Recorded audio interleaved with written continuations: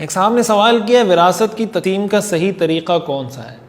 دیکھیں وراثت کی تقسیم کا صحیح طریقہ اور صحیح وقت یہ ہے کہ جب کسی کا انتقال ہو جائے نا تو اس کی تدفین کے بعد جب 2-3 دن جو تعزیت وغیرہ کے لیے لوگ بیٹھتے ہیں اس کے فوراً بعد آپ تقسیم کر لیں.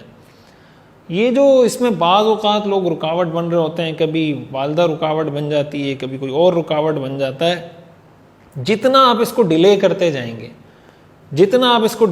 جائیں گے اتنا یہ معاملہ گھمبیر اور پیچیدہ ہوتا چلا جائے گا. بہت سارے لوگ سوچ رہے ہوتے ہیں کہ چلو میں تو نہیں دے رہا, بہن کا حق میری اولاد دے دے گی. بھائی جب آپ نہیں دے رہے تو آپ کی اولاد کیوں دے گی؟ جب آپ کو فکر نہیں ہے اپنی قبر کی اور آپ پر شریعت نے لازم کیا آپ اپنی بہن کا میراث میں حق نہیں دے رہے, تو جب آپ قبر میں چلے جائیں گے, آج کل کی اولادیں اتنی اچھی ہیں کہ اپنے والد کا خیال کرنے کے لیے کہ ہمارے والد کو قبر میں عذاب نہ ہو اس لیے ہم اس کی بہن کا حصہ دے رہے ہیں, اپنی پھوپھی کا حصہ دے رہے ہیں. ظاہر ہے کوئی نہیں دیتا, اس لیے بر وقت اس کو تقسیم کر دینا چاہیے. اور اس کا آسان حل یہ ہے کہ آپ اپنی پوری تفصیل لکھ دیں کہ اس کا انتقال ہوا ہے, اس میں سے پہلے اس کی تجہیز و تکفین کا جو خرچہ ہے, تجہیز کا, قبر کا, کفن کا, وہ خرچہ اس میں سے دیا جائے. دوسرے نمبر پر اس کے جو قرض دار ہیں ان کے قرضے ادا کیے جائیں. اور تیسرے نمبر پر اگر اس نے کوئی وصیت کی ہے کسی کے لیے, کسی وارث کے لیے وصیت جائز نہیں ہے, یعنی بیٹے کے لیے, بیوی کے لیے, اس طرح کسی کے لیے وصیت جائز نہیں. کسی اجنبی کے لیے, کسی مسجد کے لیے, مدرسے کے لیے, کسی دوسرے آدمی کے لیے کی ہے جس کو اس میراث میں کوئی حصہ نہیں ہے, تو 1/3 حصے میں اس کی وصیت, مثال کے طور پر 30,000 روپے باقی بچ گئے تو 10,000 کے اندر وصیت نافذ ہوگی, باقی 20,000 میں اس کی وصیت نہیں چلے گی.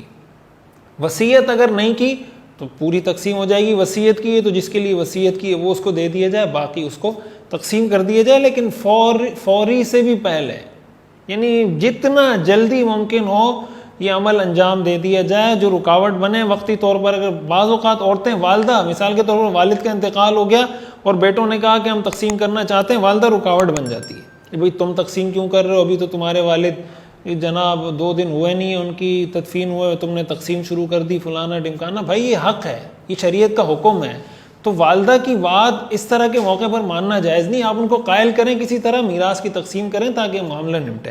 ایک صاحب نے سوال کیا میرے والد کا انتقال ہو گیا, ان کے 4 لاکھ روپے پڑے ہوئے ہیں, ہم 3 بھائی اور 2 بہنیں ہیں, اس کی تقسیم کیسے ہوگی؟ دیکھیں میراث کے جو مسائل ہوتے ہیں نا, ایک بات میں یہ عرض کروں, یہ بات بھی ہمیں سمجھنی چاہیے کہ یوٹیوب پر یا فیس بک پر یا سوشل میڈیا پر آپ کس قسم کے مسائل پوچھنے چاہیے. ہمارے یہاں لوگوں کے بہت تفصیلی مسائل بھی ہوتے ہیں. بعض اوقات ایسا ہوتا ہے کہ 10 سال سے ان کا کوئی کیس چل رہا ہے یا گھر میں کوئی معاملات چل رہے ہیں, وہ فیس بک پر یا یوٹیوب پر یا کسی بھی جگہ آگے کمنٹ میں لکھ دیتے ہیں کہ آپ اس کا جواب دیں. اس طرح کے تفصیلی سوالات کے بارے میں ہمیشہ یہ بات یاد رکھیں کہ یہ شارٹ یوٹیوب یا فیس بک پر تو کوشش ہوتی ہے کہ جو مختصر سوالات ہیں ان کے جوابات دے دیے جائیں. اس طرح کے جو کیسز ہوتے ہیں اس کو تو ڈیپتھ میں جا کے, گہرائی میں جا کے پوری اس کو اسٹڈی کرنا پڑتا ہے اور دونوں فریقوں کی بات کو سمجھنا پڑتا ہے, سننا پڑتا ہے, اس کے بعد جا کے صحیح موقف سامنے آتا ہے اور اس پہ صحیح کوئی شریعہ کا حکم بتایا جا سکتا ہے. تو ایک تو اس طرح کے جو کیسز ہیں جو گھریلو معاملات چل رہے ہیں, کوئی جرگہ چل رہا ہے کوئی, وہ دارالفتاء جا کر پوچھیں. دارالفتاء ہمارے لوگوں کو پتہ نہیں ہوتا ہے, وہ ڈر رہے ہوتے ہیں پتہ نہیں دارالفتاء جائیں گے تو کیا ہو جائے گا.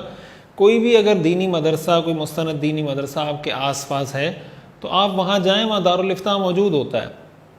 اور اگر آپ وہاں نہیں جا سکتے آپ اپنا سوال لکھ لیں, نہیں لکھ سکتے تو کسی سے لکھوا لیں, اور پاکستان کے جو بڑے بڑے مدارس ہیں ان میں سے کسی بھی دارالفتاء کا ایڈریس لے کر ان کے پتے پر روانہ کر دیں. جواب وہ لکھ کر آپ کو آپ کے پتے پر مل جائے گا.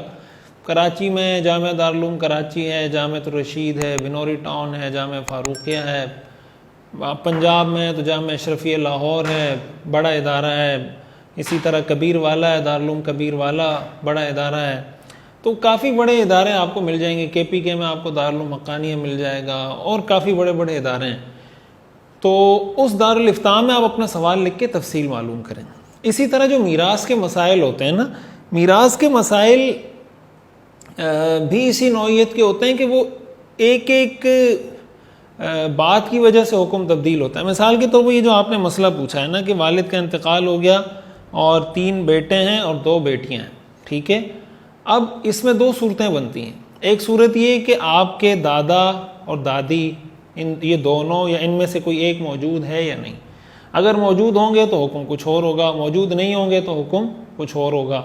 پھر اسی کے ساتھ ساتھ بعض اوقات ہی ہوتا ہے کسی کا انتقال ہو جاتا ہے، تو جو میراث کے مسائل ہیں یا تو اس کی پوری تفصیل لکھیں تاکہ جو بھی ممکنہ طور پر آپ سمجھتے ہیں کہ وارث ہو سکتا ہے، اب ظاہر ہے کہ والد اور والدہ تو وارث بنتے ہیں، تو وہ وضاحت اس میں ہونی چاہیے۔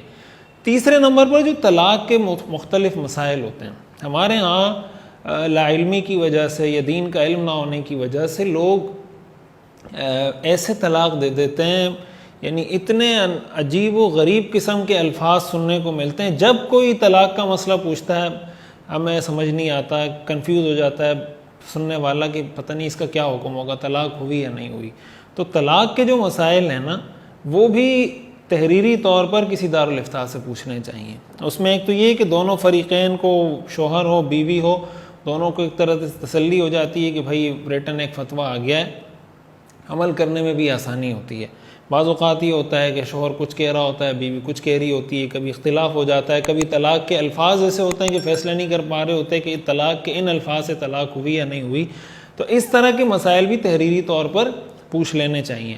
تو جو پیچیدہ اس نوعیت کے مسائل ہیں اس کے بارے میں یہی کوشش کرنی چاہیے۔ ہاں جو اصولی مسائل ہیں یا مختصر مسائل ہیں یا کوئی جدید کوئی اس طرح کا مسئلہ چل رہا ہے، کوئی اپلیکیشن چل رہی ہے، کوئی اس طرح کا معاملہ ہے، اس پہ آپ کوئی رہنمائی لینا چاہتے ہیں تو اس کو آپ وہاں لکھ سکتے ہیں۔ کوئی بزنس کا کوئی مسئلہ ہے، کاروبار کا کوئی مسئلہ ہے کہ اس طرح کاروبار کرنا جائز ہے یا جائز نہیں ہے، معاشرت کے مسائل ہیں وغیرہ وغیرہ۔ تو یہ جو آپ نے پوچھا ہے نا کہ والد کا انتقال ہو گیا، 4 لاکھ روپے ہیں، تو اگر آپ کے دادا دادی نہیں ہیں تو 4 لاکھ روپے اس طرح تقسیم ہوں گے کہ آپ اس کو 8 پہ تقسیم کر دیں، 50 ہزار روپے بہنوں کو مل جائیں گے اور 1 لاکھ روپے بھائیوں کو مل جائے گا۔ لیکن یہ اس صورت میں کہ آپ نے یہاں لکھا ہوا ہے تو بظاہر میرا خیال یہی ہے کہ ان کے والد یعنی آپ کے دادا دادی موجود نہیں ہیں۔ اگر دادا دادی موجود ہوں گے پھر مسئلہ تبدیل ہوگا۔